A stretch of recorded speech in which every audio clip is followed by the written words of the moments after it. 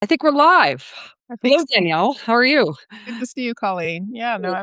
good thing. I always like talking about things like John Adams and the American Revolution. So thank you. Yes, Again. absolutely. Well, thank you for joining us here on In Pursuit. I mean, you basically don't need an introduction, but I can tell people a little bit about you. I mean, you're a professor, a university professor at Harvard. You run, very interestingly enough, I'm going to get this exactly right. You run the Allen Lab for Democracy Renovation at Harvard's Kennedy School, which I was on the website. I was fascinated by some of the work you're doing at that lab. We appreciate it. It's not a static state. You don't just build it, get it. Democracy requires renewal in every generation. And we are in that time. The 21st century is very different from the 20th century. And ensuring practices of self-government for free and equal citizens requires us to take a hard look at our institutions, figure out where they need some work. We can make them better, more resilient, more responsive to the people, more connected to the people, and so on. So that's really the work we do at the lab. Amazing. And you've written, you're the one of the primary authors of the Roadmap for Educating for American Democracy for Civic Education.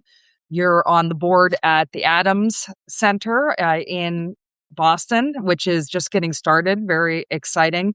And most importantly, in 2020, you won the Kluge Prize at the Yeah. Library of Congress when I was working at the Library of Congress. Yes, exactly. That was really a wonderful, special experience. And these things tie together. The Kluge Prize at that time, librarian Hayden had developed the notion that the prize winners should also have a project. So I was able to do a set of webinars for the library, and we really focused on civic education, actually. The library has such incredibly rich resources and is doing a great job of making them accessible to the broad public. Educators can draw on them. So we had this wonderful group of educators that I worked with over a period of time to really help them think about their own efforts to build new civic education resources. It's terrific. Well, today we're going to talk for about 20 minutes about your essay for In Pursuit, which was on John Adams. And we'll start with the overall lesson is, all the In Pursuit essays have written by very prominent individuals such as yourself about presidents and first ladies. And we start the essay with a one sentence lesson. And can you tell us about your lesson that you wrote for John Adams, which I was really intrigued by because I hadn't thought of John Adams in that light before. So tell us about it.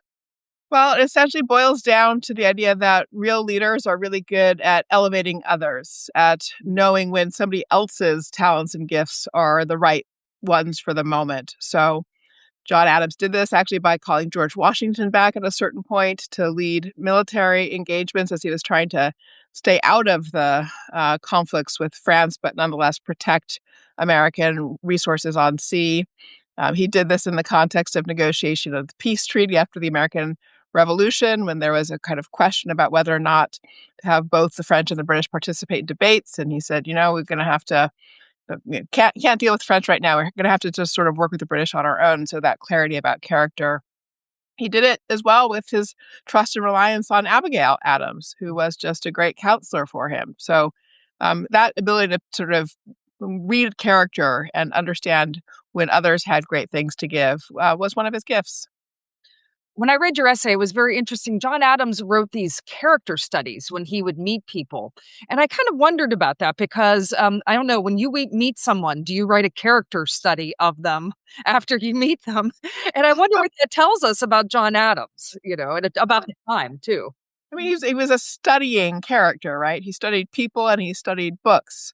Of course, I left the most famous example off my initial list there. He had Thomas Jefferson. He had got him elected to the head of the committee that was assigned to draft a preamble for the Declaration of Independence.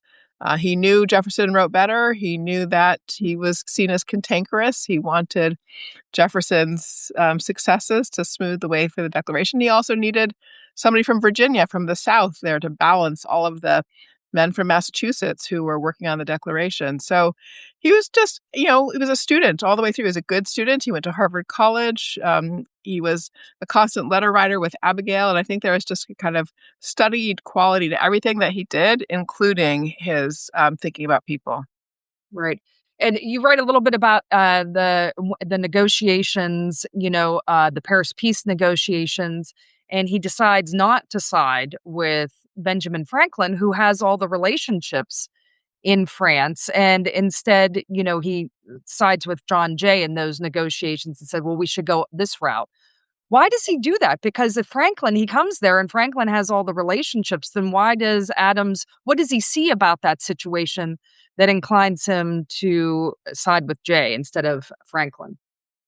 Well, he recognized all of Franklin's relationships there in Paris, but those were as much a liability as an asset. Mhm. He was clear that, Franklin had, in some sense, too many reciprocal bonds with people in France, and he might not have the clearest view of the national interest in the moment of those negotiations. So he wanted to be perfectly polite, open, generous to the French, but he didn't want to hand over, the keys to the kingdom, so to speak, just on account of social relationships. So he had a clear-eyed realism about Franklin's relationships and the way in which Franklin was entangled, and not necessarily seeing the picture as clearly as he might do. Did he think that maybe Franklin couldn't say no in some situations because he was too close to the situation? He had too many friends over there? I'm sure it wasn't quite as blunt as not being able to say no, but just the sense, yes, that he had connected so thoroughly that his own sense of what was in the American interest had integrated things that were also in the French interest. And Adams wanted a clearer picture there of what was in the American interest versus British interest versus French interest and the like. So John Jay, the banker, come over from New York. Adams, the two of them traveled for the treaty, for these negotiations. Franklin was already in Paris. So in that regard, I think they brought fresh eyes. And Adams wanted to double down on the value of those fresh eyes for considering how to handle the negotiations. But once again, that's an example of understanding the right person at the right time, how to bring out really, in some ways, the best qualities of leadership in someone. That's the sign of a good leader. Exactly, exactly. And, in that case, what he was doing was really also backing Jay. So it wasn't that he was trying to put himself in front of things. His study of character allowed him to decide whom to back. And so, he backed Jay, and same way he backed Jefferson at the Continental Congress when they were drafting the Declaration. He backed George Washington, even though Washington was a, elder statesman. He was sort of on the older side, and one might not have thought that would make the most sense to bring somebody back in that way. He backed Stoddard for the Navy at the same time when he was trying to create naval power. So it really was about accepting that other people had strengths in domains that he didn't necessarily, and being willing to back them. So he makes some of these decisions as president. Like you said, he figures out that George Washington would be good to bring back. He understands the value there. And you mentioned Stoddard for the Navy. But he also makes, other mistakes that people are trying to figure out, and they're puzzling to us as we look back, such as his support for the Alien and Sedition Acts. So how do we look back at historical figures when we see, oh, well, this made a lot of strategic sense, but this doesn't seem like something that we would say that necessarily that Adams, why did he support that? How do we evaluate leaders in history looking backwards, especially Adams, well over 200 years ago? Yeah, no, for sure. The Alien and Sedition Acts are definitely a blot on his record or his legacy. I think most historians would agree about that. I often think of Brian Stevenson, who communicates the important lesson that it's our job to understand history, not to stand in judgment over people as if we're their maker. Their maker can stand in judgment over them. It's for us to understand. So in that regard, we have to understand what were the pressures on Adams. Why was he thinking that he needed to control dissent? He certainly was still, you have to remember, he's the second president. And so he's working on stabilizing a nation, which really hasn't yet fully stabilized. I mean, Washington certainly laid down a foundation for stabilization, but here they were really facing their first real entanglement in foreign conflicts. They hadn't been able to stay sort of pristinely clean of the French Revolution. It was finding its way into naval conflicts in various ways. He was having to build a military. The Republican, sort of Democratic Republican contingent were actively and aggressively against the idea of a standing military for the country. And so there's a danger that Adams, as a Federalist, was going to be sort of triggering a very intense political reaction. So in that context, he's not the person who put the Alien and Sedition Acts forward. He made the mistake of signing them rather than vetoing them. But I think you have to understand him as having been subject to great factional pressures. And at the end of the day, he had a kind of overarching concern for stability. So, it's good to understand what is the motivator that leads a person into a mistake.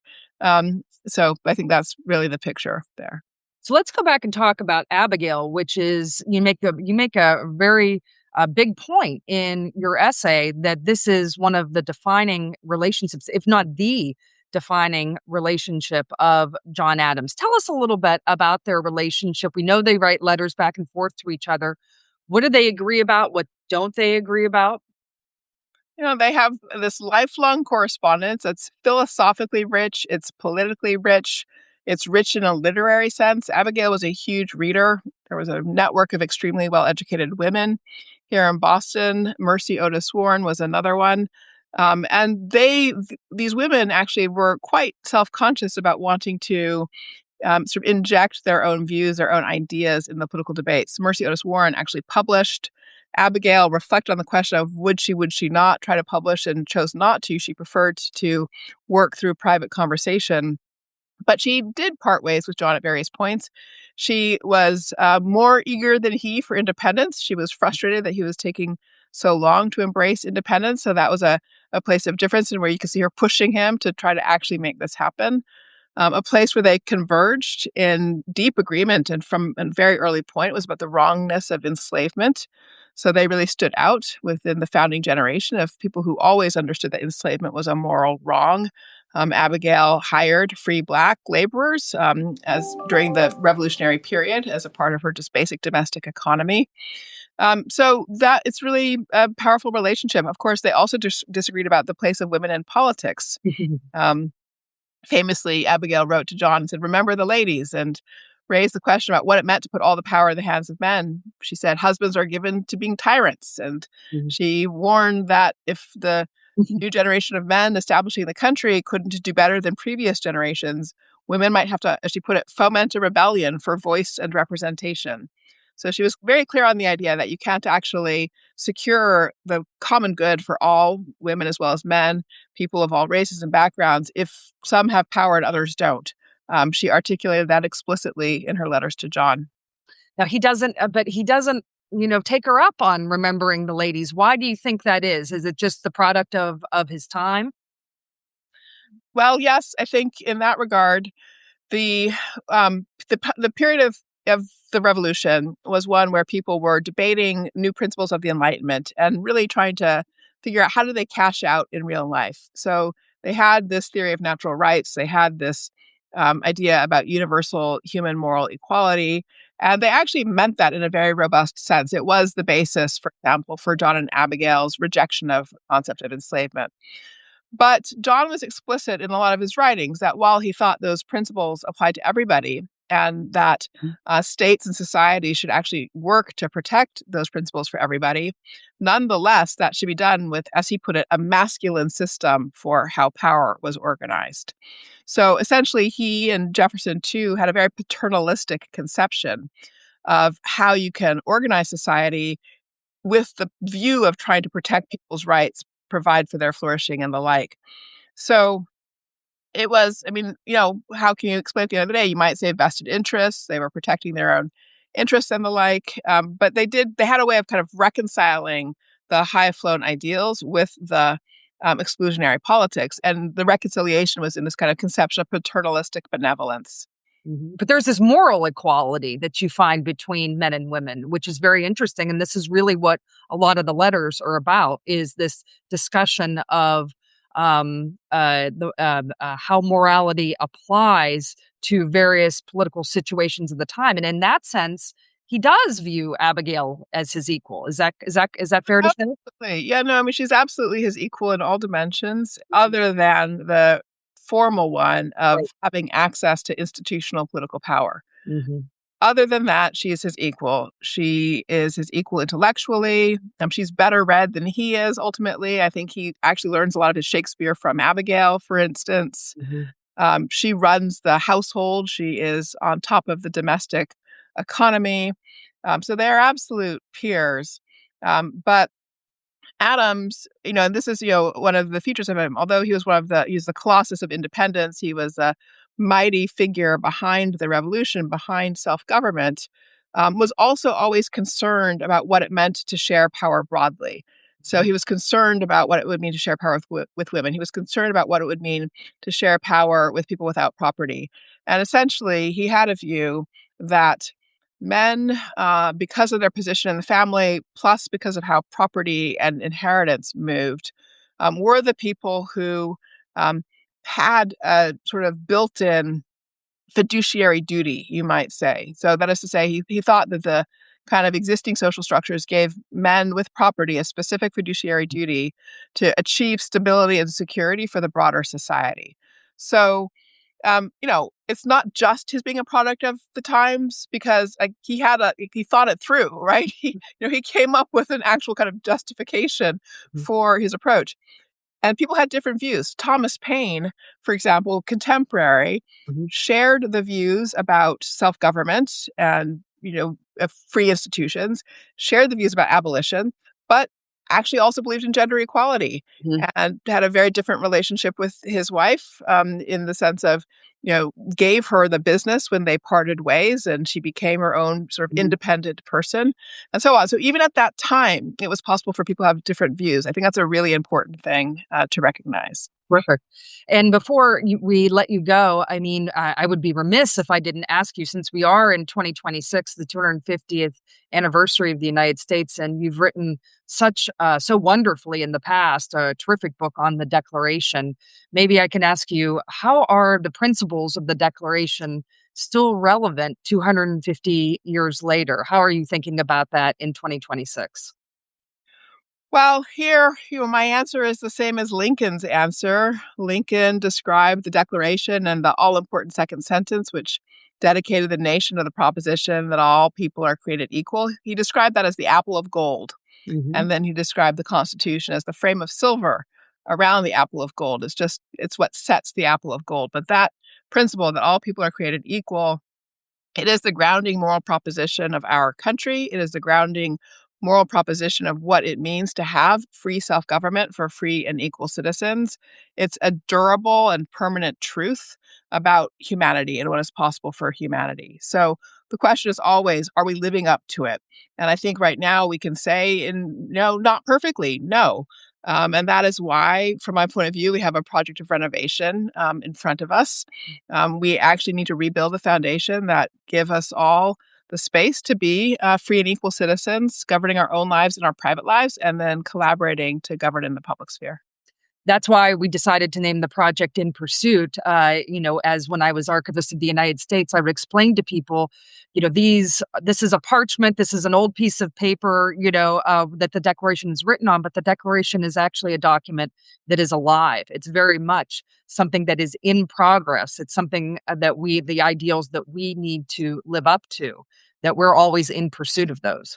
Exactly. And it's a permanent project because there's always somebody who's trying to claw back the prospects of freedom that open up when you commit to equality for all people.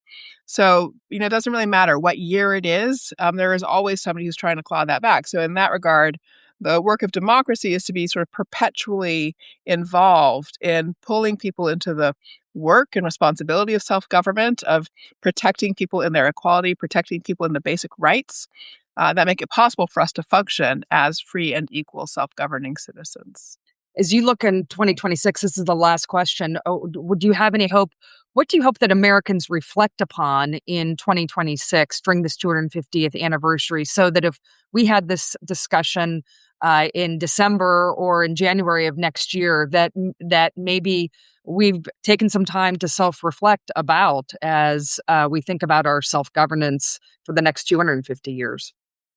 Well, I think I would go back to the question, how does that apple of gold, that proposition about human equality, relate to that frame of silver, the Constitution? At the end of the day, we have equality, we act on it, we experience, we build a world around it. When we organize our institutions to protect us all from arbitrary power. And so the question is our Constitution functioning right now to protect us from arbitrary power?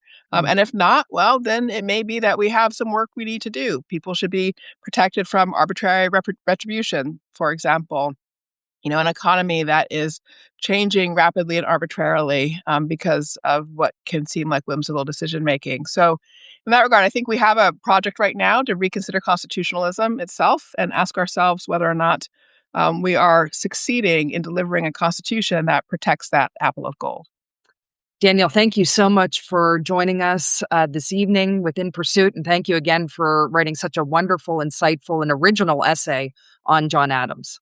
Thank you. Thanks for having me, Colleen. I appreciate it. Appreciate it. Thank you. Take Bye. care. Bye-bye.